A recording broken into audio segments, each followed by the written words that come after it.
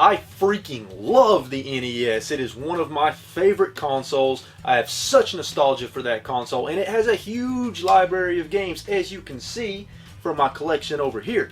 And with it having such a huge library of games, there are bound to be games that nobody ever talks about that are hidden gems, games that you all should play. So far on the channel, in 2 different videos, we've looked at 10 NES games that nobody ever talks about. In today's video, I have another 5 NES games for you all that nobody ever talks about, and we're going to talk about those today. So let's take a look at another 5 NES games that nobody ever talks about.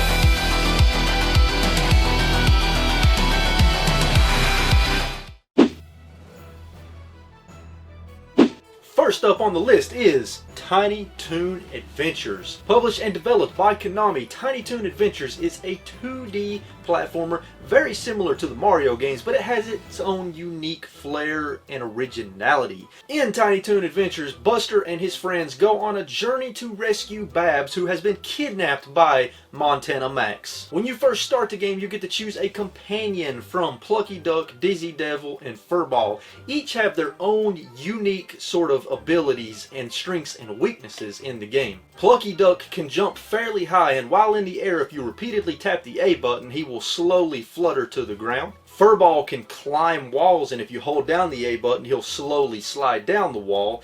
And Dizzy Devil can do a spin attack that uses up a power meter, which you have to let recharge, and the spin attack allows him to move much faster and deal damage to enemies. And the main character, Buster Bunny, has no special abilities, but he's a nice, well-rounded character as far as speed and jumping ability goes. This sort of reminds me of Super Mario Bros. 2, and I really love that aspect of the game as it adds a nice bit of variety to the gameplay. And speaking of gameplay, in Tiny Toon Adventures, your goal is simply to make it to the end of each stage. There are 6 worlds in the game, each with their own unique theme and enemy types, and each world contains a handful of stages to play through. Throughout each stage, you're collecting carrots, defeating enemies, finding power-ups, and discovering secrets. For every 30 carrots you collect, there are certain sections in a stage where you can trade 30 carrots for extra lives, so it's advantageous to collect as many carrots as you can so that you can build up your lives, because in this game you get hit one time and you're dead. Fall in a pit and you're dead. So you really want to build up those lives as much as possible. Now you can actually find a heart power-up that will allow you to get hit a second time before dying, but those are few and far between, but very valuable when you can find those. There's also a power-up that allows you to briefly stop time,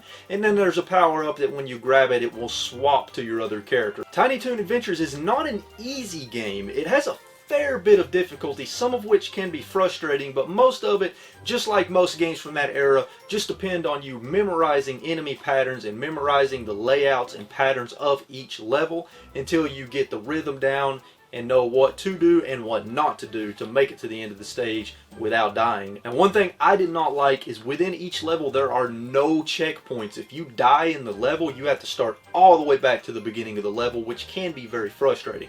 There are also no continues in Tiny Toon Adventures. If you lose all of your lives, you get game over and you have to start the game over from the very beginning. There are plenty of enemy types in Tiny Toon Adventures that match the theme of each world, so there's a nice bit of variety between each world so that you don't feel like you're playing the same levels over and over. And the sprites in Tiny Toon Adventures are absolutely fantastic. They're very vibrant, very colorful. They just pop right off the screen, and it has a really nice color palette. The character and sprite animations in the game are also really well done. The characters that you play as have nice little idle animations if you just stand there and don't do anything. And another touch that I really like about Tiny Toon Adventures is when you pause the game, there's actually background animations that continue even while the game is paused, and it's just a nice touch. I just really like that detail quite a bit. The music in Tiny Toon Adventures is really good and really catchy. I really enjoyed the soundtrack between each level, and the sound design in the game is also very well done. There's plenty of sounds throughout the game that will keep your senses engaged. All in all, Tiny Toon Adventures is no Super Mario Bros., but it's still a very solid 2D platformer that I feel like deserves a lot more recognition and praise than it gets, because I pretty much never hear anybody talk about Tiny Toon Adventures, and that's why I consider it a hidden gem, and I think it is a game that you all should check out.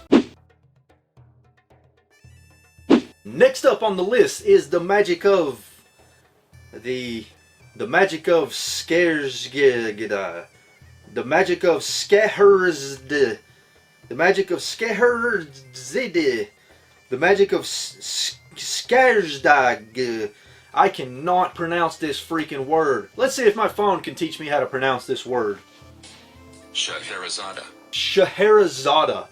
The Magic of Scheherazade. And I'm tired of saying the word Scheherazade, so for the rest of this video, I'm going to refer to this game as Magic. It's just a lot easier that way, I'm sure you understand. Developed and published by Culture Brain, Magic is an action RPG where you take on the role of a man with amnesia who goes on a quest to save Princess Scheherazade from an evil wizard named Sabaron, and he travels through time in the process of going through this journey. Now, when you first start Magic, you have the choice between 3 different character classes. You can choose a fighter who is more melee focused but weak at magic. You can choose a magician who is a lot stronger at magic but weaker at melee attacks, or you can choose a saint who is not really good at offense, whether melee or magic, but he's a good defensive character and actually required in certain quests of the game. And this adds a nice bit of variety to the gameplay in the fact that you can choose between these 3 classes. Now, the cool thing is that you're actually not stuck with the class that you choose for the rest of the game. For a small fee at a mosque, you can actually choose to change to another character class,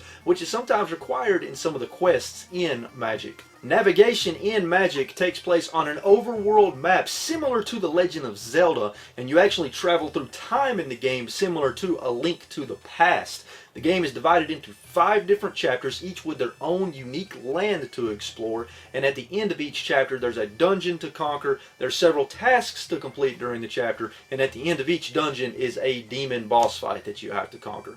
Magic had a lot of really unique and cool gameplay elements and mechanics that I felt like were very original for the time that this game was released, and I think that this game was ahead of its time in many ways. Now, one thing that I really liked about Magic is that the A and the B button are actually used to assign different commands. So by pressing start, you can assign whatever command you want within some limitations to each button.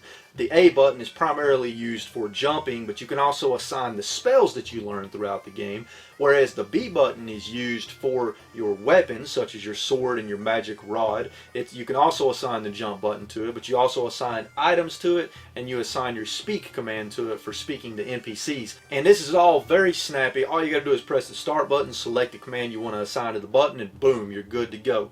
Now, don't do what I did and walk into a town forgetting that you have the sword assigned to the B button instead of speak and end up slashing at an NPC, because they don't like that. They get very pissed off. So when you walk into town, make sure you assign speak back to the B button. Now, there are many towns to find and explore throughout the adventure in Magic, and these towns are full of NPCs who have valuable information. There's shops, there's hotels, there's casinos, there's mosques, universities, and several other really cool places to check out. Now, one gameplay mechanic that I thought was really cool about Magic is that when you go into a shop, you can actually take out a loan from that shop if you don't have enough money to buy what you need to buy, and then you can purchase stuff with that loan. Now, you have to repay that loan in the game, and it accumulates interest, and if you don't repay that loan, eventually you won't be able to buy stuff from the shops, and if you continue to not repay that loan, it could result in a game over. I thought that was a really cool, unique mechanic that I don't recall ever seeing in an NES game. And another cool thing about the shops is when you go to buy an item, you can actually haggle for a discount for that item. But if you haggle too much, you're going to piss off the shopkeeper, and he's going to throw you out of the shop and take 10 rubias from you, which is the currency in the game. There are several weapon and equipment upgrades to find throughout the course of the 5 chapters, and combat revolves between action RPG combat similar to The Legend of Zelda and a really cool, unique turn-based combat that kind of mixes things up a little bit. So this creates a nice variety in the combat, because one minute you're going to be playing an action RPG like Zelda, next minute you're going to be in a turn-based RPG battle, and I thought that was really cool and added a lot of variety to the game. Also, during your journey, part of your mission is to find 11 different allies that will join you, and you can actually take those allies into the turn-based battles with you, and they give you different benefits such as other unique magic spells, and you can do formation attacks with those allies to do even more powerful magic spells. So that's another unique addition to the game that I like quite a bit. Now Magic actually has a nice Arabian theme to it, which I thought was pretty cool because you don't see very many games that have an Arabian theme, and this game pulls it off really nice. The sprites look pretty good. They match the Arabian theme pretty nice. The character sprites leave a little bit to be desired. They're not super detailed, but the enemy sprites are really nice. They really pop and look good, especially during the turn-based combat sections of the game. The animation of the sprites are not super great. I feel like that could have been a little bit better in the game. But the music in Magic is really nice. It has that nice Arabian feel to it, and I like that kind of music. It's kind of catchy. It sounds really cool, and I really enjoyed the music. I found it getting stuck in my head quite a bit, as a matter of fact. The Magic of Scheherazade is a really awesome action RPG that I highly recommend to people, especially fans of the Legend of Zelda series. And I am absolutely shocked that I never hear anybody talking about this game, because it is a total gem on the NES that I think more people should check out, including you. And it's not that expensive either, which is also a nice benefit. Next up on the list is Clash at Demonhead. Clash at Demonhead is a 2D action-adventure platforming game where you take on the role of Billy Big Bang Blitz as he sets out on a journey to save Professor Plum from the evil mastermind Tom Guycott.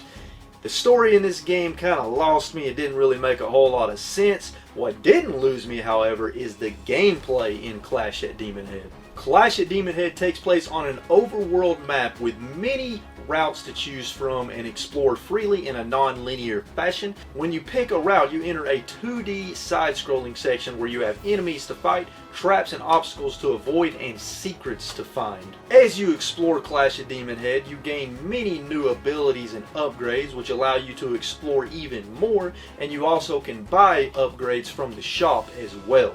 It sort of has a Metroidvania feel to it, to a degree, in the non-linear aspect of the game, which is one of the really shining points of Clash at Demonhead, is the fact that you can kind of explore freely at your will, which is really nice. The controls in Clash at Demonhead are actually very simple. You press start to open the overworld map, select to open your item screen, A to jump, B to use your weapon.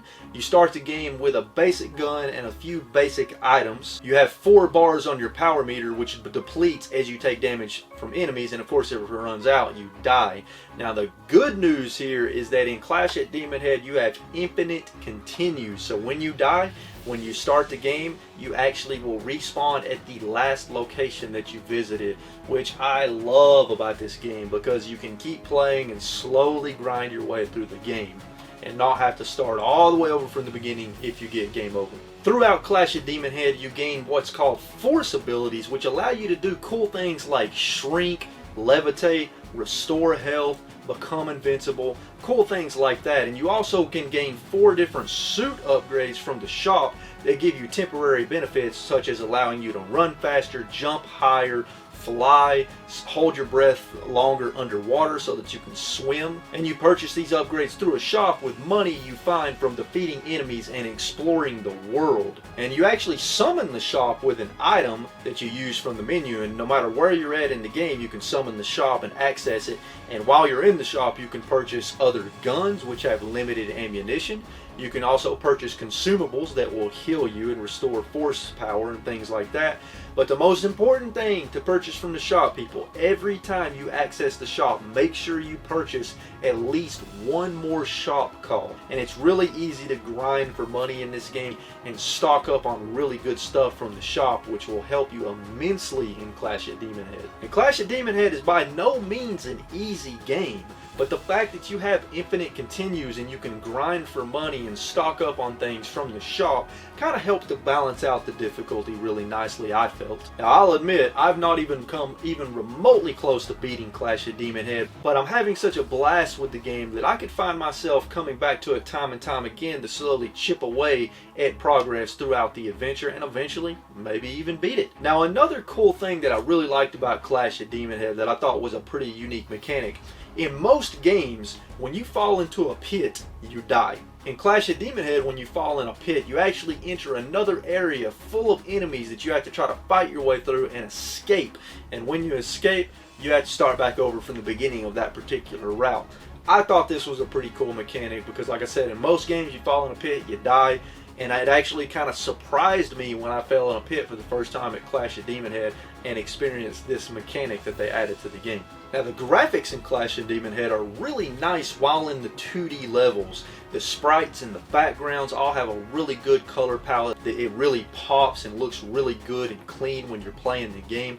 However, the overworld map looks terrible. It looks like somebody took like 5 minutes in Microsoft Paint from like Windows 95 to paint the freaking world map. It does not look good. They could have spent a little more time on that, creating some more detail, but in the grand scheme of things, it's really not that big of a deal. It's just a minor nitpick that I can easily overlook because the rest of the game is fantastic. The music in Clash of Demonhead was pretty good. It didn't blow me away or stick with me after playing the game, and the sound design was fairly basic, but it served its purpose. All in all, Clash of Demonhead is a fantastic game with some really cool, unique, and original gameplay elements, and I really like the fact that it's non-linear. It really is a nice touch in the game because you don't see very many non-linear games on the NES. And again, it just absolutely blows my mind and shocks me that I never hear anybody talk about Clash of Demonhead because it's a total gem on the NES, and it's a game that I highly recommend that you all check out. Next up on the list is Jackie Chan's Action Kung Fu, and this is the rarest and most expensive game in this video.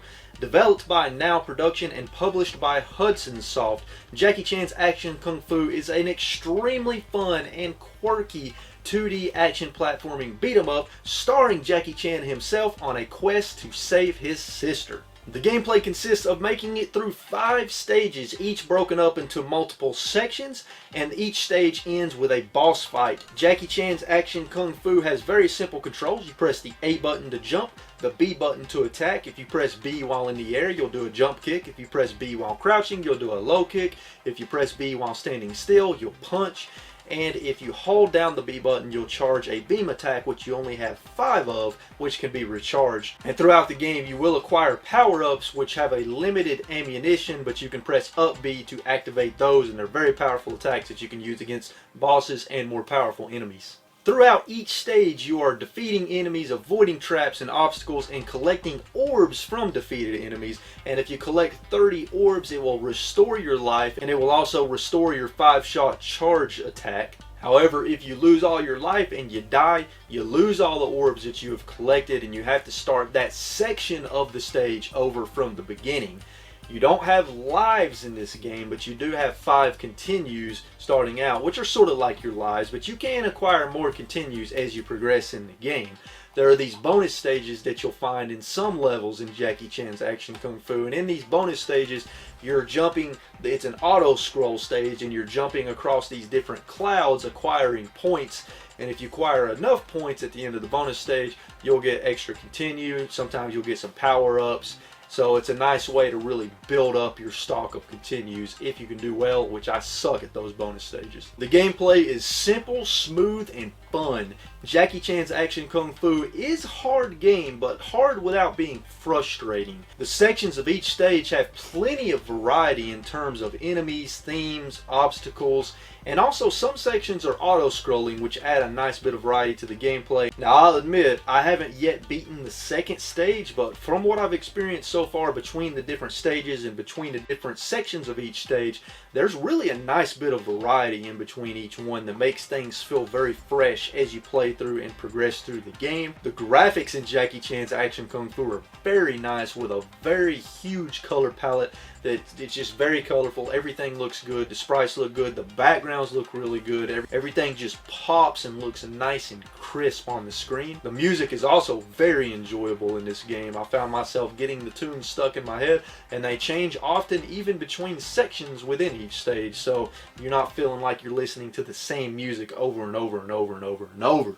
Jackie Chan's Action Kung Fu is a fantastic, solid, and fun 2D platformer that I'm really shocked that I never hear anybody talk about, because Jackie Chan's in the game and it's such a fun game. So I don't understand why I don't hear people talk about Jackie Chan's Action Kung Fu, but it's a total hidden gem on the NES, and if you can find a copy for cheap, I recommend checking it out, or you may have to play it through other means. And finally on the list is Faxanadu, both developed and published by Hudson Soft. Faxanadu is a 2D action RPG that may remind a lot of people of the Castlevania games. In Faxanadu, you take on the role of, well, Faxanadu, and he is on a quest from the Elven King to try to figure out why their life source, the elf water fountain, has stopped producing water. Throughout the adventure, you travel through towns, fields, dungeons, and other areas as you platform and fight your way with melee weapons and spells. Within each town, there are many shops to purchase new equipment and upgrades and learn new spells. There are also plenty of NPCs to talk to get quests and other information about the game. You have a life bar and a magic bar, and you gain experience and gold by defeating enemies. Gold, of course, you use in shops to buy new equipment, and the experience you can actually rank up by talking to and visiting a guru in the game if you have enough experience to rank up. Controls are simple enough in Faxanadu. You use the D-pad to move around, you press the A button to jump, the B button to use your currently equipped weapon, you press up B to use your currently equipped spell, down B to use your currently equipped item,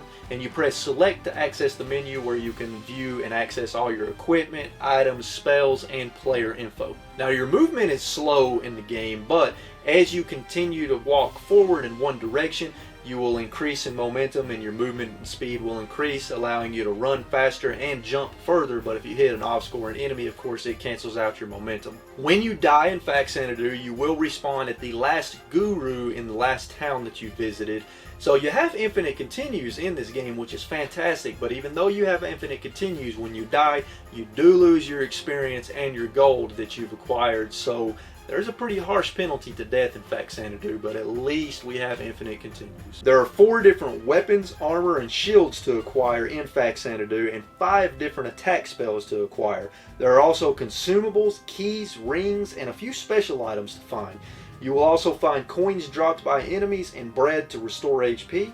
There are a few other temporary power-ups to find as well, such as a glove that temporarily increases your attack power. There are a nice variety of enemies and bosses to fight in Faxanadu as well, each with their own unique attack patterns, strengths, and weaknesses. However, combat in the game can feel pretty frustrating at times, especially in the beginning, but that will lessen as you progress and get better equipment, better spells, and get just all around stronger. But combat in Faxanadu feels pretty good for the most part and is very enjoyable outside of a few frustrating enemies and a few frustrating moments.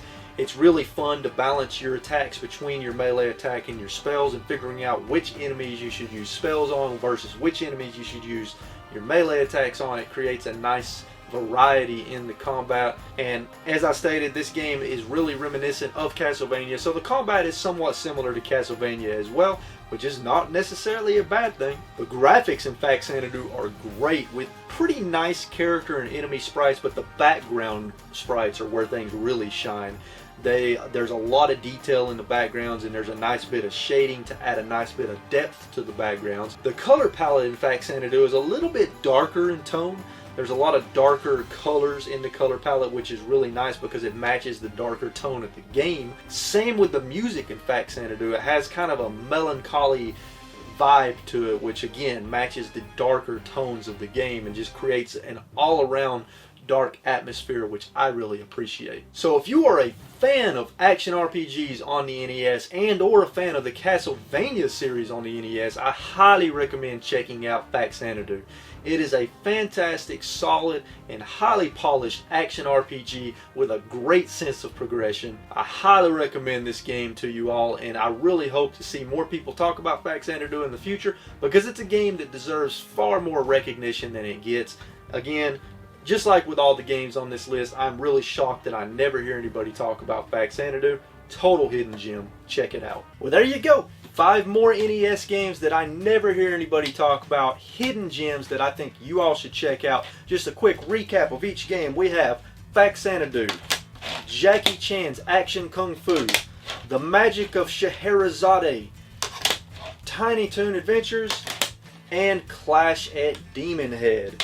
If you have played any of these 5 games, let me know that in the comments down below, and let me know what you think about these games. Also, let me know in the comments down below if there are any more hidden gems or games that you never hear people talk about on the NES that you would like to see me cover in a future video.